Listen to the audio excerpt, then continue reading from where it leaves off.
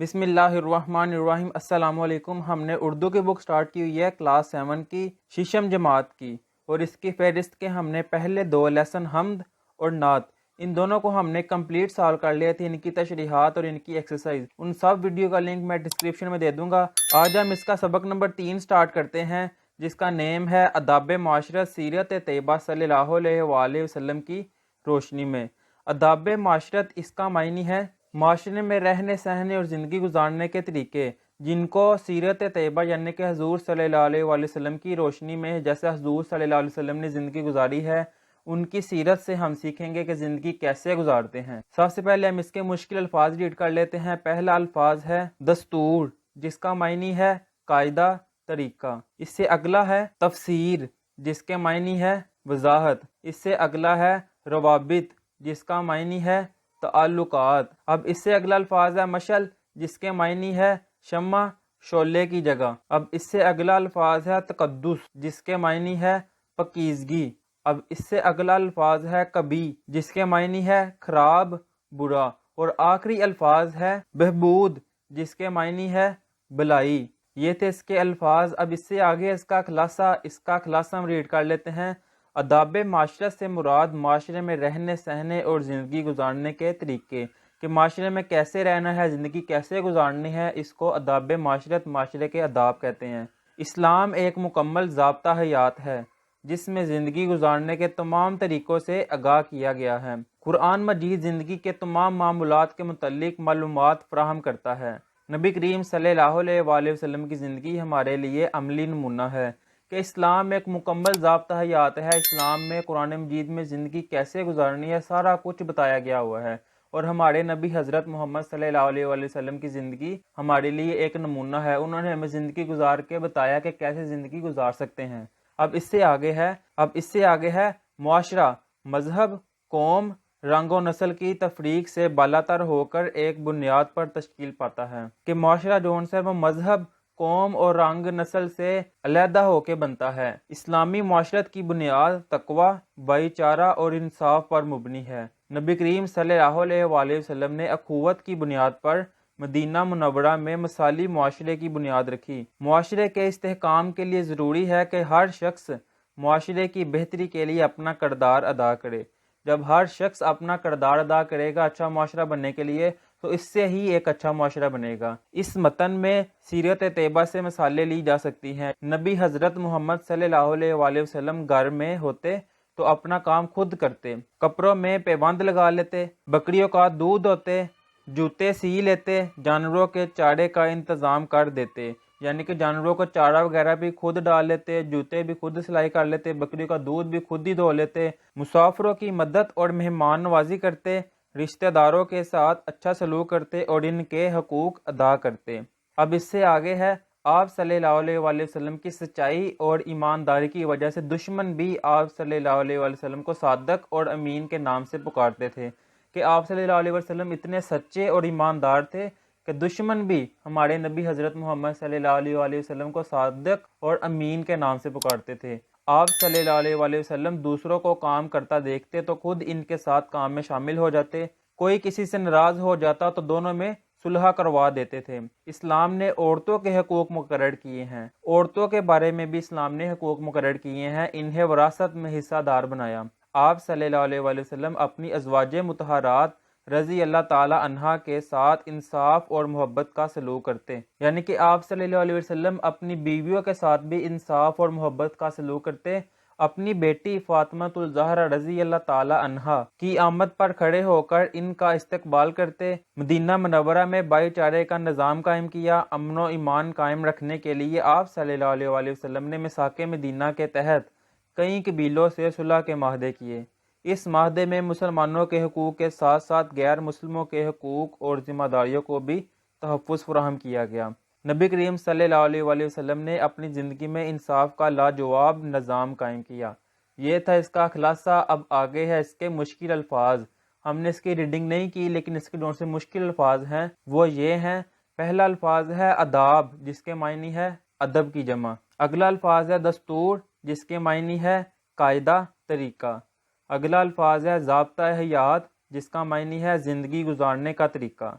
آگاہ جس کا معنی ہے واقف، اس سے اگلا ہے مشترکہ مفاد، سب کا فائدہ، وجود میں آنا، قائم ہونا، لازوال جس سے کبھی زوال نہ آئے، تفسیر وضاحت، بالاتر بہت بلند اونچا، باہمی روابط ایک دوسرے سے تعلقات، اگلا ہے مقیم رہائشی، تقوی پرہیزگاری، اثار قربانی، اگلا الفاظ ہے احترام انسانیت، انسان کی عزت کرنا، اگلا الفاظ ہے مساوات جس کا معنی ہے برابری، اگلا الفاظ ہے اخوت بھائی چارہ اتحاد، اگلا الفاظ ہے کار فرما کام کرنے والا، اس سے اگلا الفاظ ہے آبرو جس کے معنی ہے عزت۔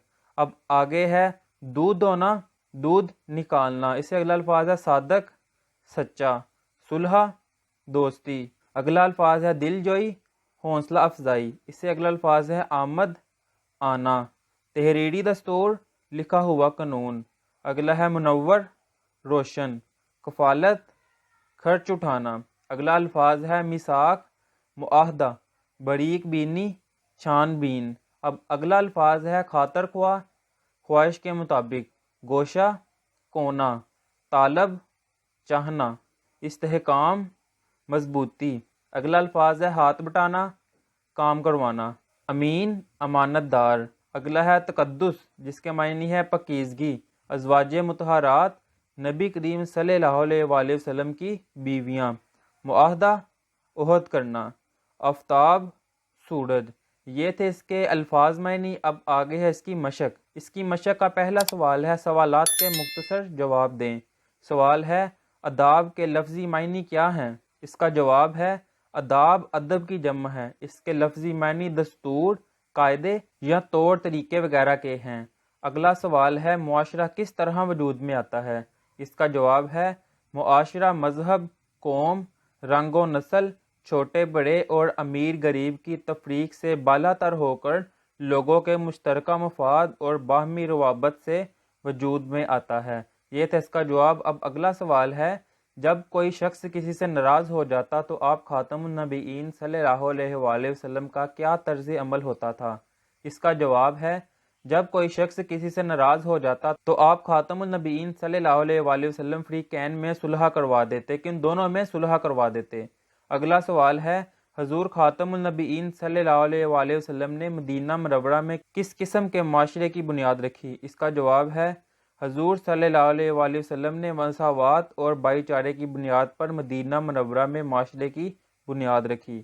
اب اگلا سوال ہے ہمیں حضور خاتم النبیین صلی اللہ علیہ وآلہ وسلم کی زندگی سے کیا سبق ملتا ہے؟ اس کا جواب ہے ہمیں حضور صلی اللہ علیہ وآلہ وسلم کی زندگی سے یہ سبق ملتا ہے کہ حضور نبی کریم صلی اللہ علیہ وآلہ وسلم کی زندگی ہدایت و رہنمائی کا وہ آفتاب ہے جس کی روشنی تمام جہانوں کو ہمیشہ منور کرتی رہے گی۔ یہ ہیں اس کے سوال جواب۔ اب اگلا سوال ہے سوال نمبر 2۔ دیے گئے الفاظ پر اعراب لگا کر تلفظ واضح کریں اور ان کے معنی بتائیں۔ پہلے ان الفاظ پر اعراب لگائیں اور پھر ان الفاظ کے معنی بھی لکھیں۔ الفاظ کے ہم پہلے اعراب لگا لیتے ہیں۔ پہلا الفاظ ہے اصول، اگلا الفاظ ہے تفریق، اس سے اگلا الفاظ ہے مشل، اس سے اگلا الفاظ ہے وراثت اور آخری الفاظ ہے معتبر۔ اب ہم ان کے معنی کر لیتے ہیں۔ اصول اس کا معنی ہے قاعدہ، اگلا الفاظ ہے تفریق، اس کا معنی ہے فرق، اور اگلا الفاظ ہے مشعل، اس کا معنی ہے شمع روشنی، اگلا الفاظ ہے وراثت، اس کا معنی ہے ورثہ، اور آخری الفاظ ہے معتبر، اس کا معنی ہے بلند مرتبہ اور اعتماد۔ اب اس کا اگلا سوال ہے سبق کے متن کے مطابق درست جواب پر ٹک کا نشان لگائیں۔ الف والا ہے ادب کی جمع ہے ادبہ، ادیب، اداب، ادبیت، تو اس کا جواب ہے ادب۔ بے والا ہے سیرت طیبہ صلی اللہ علیہ وآلہ وسلم میں ہر ایک کے لیے عمدہ طرز پر زندگی بسر کرنے کی موجود ہے لازوال، زبانی نصیحتیں، عملی باتیں، عملی مثالیں، زبانی باتیں، تو اس کا جواب ہے عملی مثالیں۔ اگلا ہے حضور خاتم النبیین صلی اللہ علیہ وآلہ وسلم کفالت کرتے یتیموں کی، مسلمانوں کی، صحابہ کرام رضی اللہ تعالیٰ عنہ کی اور غریبوں کی، تو اس کا جواب ہے یتیموں کی۔ معاشرے میں فتنہ فساد اور ظلم و زیادتی کا قلع کما کرنے کے لیے اور معتبر نظام ناگزیر ہے۔ امانت کا، حکومت کا، انصاف کا، عقیدت کا، تو اس کا جواب ہے انصاف کا۔ اب آخری ہے، اگر کمزور چوری کر لیتا تو اس کو معاف کر دیا جاتا، بلا لیا جاتا، سزا دی جاتی، چھوڑ دیا جاتا، تو اس کا جواب ہے سزا دی جاتی۔ یہ تھے اس کا سوال نمبر 3۔ اب آگے ہے سوال نمبر 4۔ اس سبق کا خلاصہ اپنے الفاظ میں تحریر کیجئے۔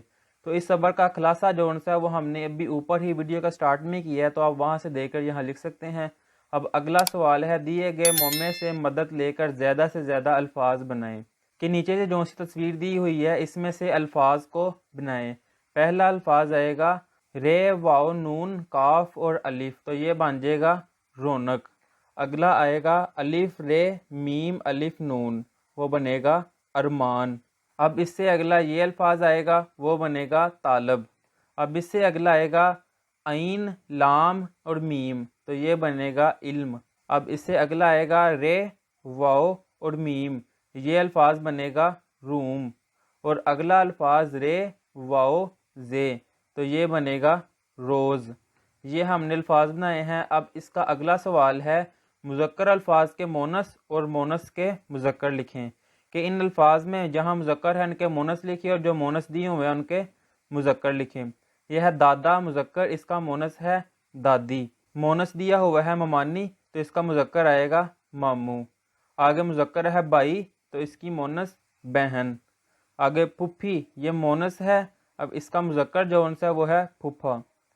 مذکر چچا، تو مونس چچی۔ یہ خالہ جو ہے مونس دیا ہوا ہے، اس کا مذکر آئے گا خالو۔ دادی مونس ہے، تو اس کا مذکر دادا۔ یہ مذکر دیا ہوا ہے تایا، تو اس کی مونس تائی۔ یہ تھا اس کا جواب۔ اب آگے ہے سوال، نعت کی مدد سے الفاظ پر اعراب لگا کر تلفظ واضح کر کے نیچے درج کریں۔ یہ جو الفاظ ہیں ان کے اعراب لگانے ہیں۔ دستور، اب اگلا آئے گا انسانیت، اس سے اگلا جو سا الفاظ ہے تیسرا وہ یہاں آئے گا طرز۔ اب اس سے اگلا الفاظ ہے مشعل، اور آخری الفاظ ہے منور۔ یہ تھے اس کے اعراب۔ اب اگلا سوال ہے سوال نمبر 9۔ درج ذیل عبارت میں نمایاں کیے گئے الفاظ کے مترادف تلاش کریں اور ان کی فہرست مرتب کریں۔ سب سے پہلے ہم سیکھ لیتے ہیں مترادف الفاظ کیا ہوتے ہیں۔ ایسے الفاظ جو لکھنے میں تو مختلف ہوں مگر ان کے معنی آپس میں ایک جیسے یا ملتے جلتے ہوں۔ یعنی کہ ایسے الفاظ جو لکھیں تو علیحدہ علیحدہ ہوں لیکن ان کے معنی جو سے ہیں نا وہ ایک جیسے ہوں۔ جیسے کہ خورشید اور سورج، دونوں کے معنی ایک جیسے ہیں۔ تپش اور حرارت، تپش بھی گرمی ہے، حرارت بھی گرمی ہے، تو ایک جیسے ہی۔ بات چیت اور گفتگو وغیرہ، ان الفاظ کو مترادف الفاظ کہتے ہیں۔ پہلا الفاظ ہے خوبصورت، تو اس الفاظ خوبصورت کا مترادف الفاظ آئے گا دلکش۔ خوبصورت اور دلکش لکھنے میں تو مختلف ہیں لیکن دونوں کے معنی ایک جیسے ہی ہیں۔ اگلا الفاظ ہے قدر، وہ ہم نے لکھ لیا قدر۔ اب اس کا مترادف قیمت۔ آگے ہے نادر، تو اس کا مترادف نایاب۔ دل پسند، اس کا مترادف محبوب۔ آگے محنت اور جستجو، محنت کا مترادف ہے مشقت اور جستجو کا مترادف کوشش۔ یہ تھا اس سوال کا جواب۔ اب اگلا سوال ہے، درج ذیل عبارت میں نمایاں کیے گئے الفاظ کے متضاد تلاش کریں اور ان کی فہرست مرتب کریں۔ کہ ان میں جو سے الفاظ ہائی لائٹ ہوئے ہیں کلر والے، ان کو متضاد الفاظ میں لکھیں۔ متضاد الفاظ ہم دیکھ لیتے ہیں، ایسے الفاظ جو ایک دوسرے کی ضد یا ایک دوسرے کے الٹ ہو، متضاد الفاظ کہلاتے ہیں۔ جیسے کہ خزاں کا متضاد ہے بہار، گناہ کا متضاد ثواب، یعنی کہ الٹ ہو، بڑا کا متضاد چھوٹا، اس طرح کوئی الٹ ہو تو ان کو متضاد الفاظ کہتے ہیں۔ تو اس پیراگراف میں الفاظ پہلا ہے دکھ، تو اس کا متضاد آئے گا سکھ۔ آگے ہے برے، تو اس کا متضاد آئے گا اچھے۔ اب اگلا الفاظ ہے اونچ، اس کا متضاد آئے گا نیچ۔ اب یہ ہے الفاظ غم، تو اس کا متضاد آئے گا مسرت۔ اب اگلا الفاظ ہے شکست، تو اس کا متضاد ہے فتح۔ اب آخری الفاظ ہے پر امید، تو اس کا متضاد مایوس۔ یہ تھا اس کا جواب۔ اب اگلا سوال ہے، دیے گئے سابقوں کی مدد سے تین تین الفاظ بنائیں۔ کہ ان سابقے جو دیے ہوئے ہیں ان کے تین تین الفاظ لکھیں۔ تو سب سے پہلے ہم سیکھ لیتے ہیں کہ یہ سابقے کیا ہوتے ہیں۔ سابقہ، ایسا لفظ یا حرف جو کسی کلمہ سے پہلے لگے تو اس سے ایک نیا بامعنی لفظ بن جائے، سابقہ کہلاتا ہے۔ کہ ایسا حرف جو کسی کلمے سے پہلے لگتا ہے اور ایک نیا لفظ بن جاتا ہے، اس کو سابقہ کہتے ہیں۔ جیسا کہ ان اس کے سابقہ آئیں گے ان پر، ان تک، ان جان وغیرہ سابقہ کہلاتا ہے۔ اب آگے ہے لاحقہ، ایسا لفظ یا حرف جو کسی کلمے کے آخر میں لگے تو اس سے ایک نیا بامعنی لفظ بن جائے، لاحقہ کہلاتا ہے۔ جیسے دان کے لاحقہ سے حساب دان، سائنسدان، روشن دان وغیرہ، یعنی کہ کوئی حرف جون سا ہے وہ کسی معنی سے پہلے آئے تو وہ سابقہ، اور اگر کوئی حرف کسی لفظ کے بعد میں آئے تو وہ لاحقہ کہلاتا ہے۔ اب ہم اس کا کویسچن کرتے ہیں۔ سابقہ، پہلا لفظ ہے بے، تو اس کے 3 سابقے بنانے ہیں۔ پہلا آئے گا بے ادب، دوسرا بے حیا، اور تیسرا بے مروت۔ اب اگلا ہے خوش، تو اس کے 3 سابقے لکھیں گے۔ پہلا آئے گا خوشنما، اگلا آئے گا خوش شکل، اور آخری آئے گا خوش پوش۔ اب اگلا ہے قابل، تو اس کا آئے گا قابل اعتماد، اگلا آئے گا قابل غور، اور اگلا آئے گا قابل عزت۔ آگے ہے کم، تو اس کے 3 سابقے کم ظرف، کم علم، اور اگلا کم فہم۔ اور آخری ہے پاک، اس کے الفاظ آئیں گے پاک دامن، پاک ذات، اور پاک باز۔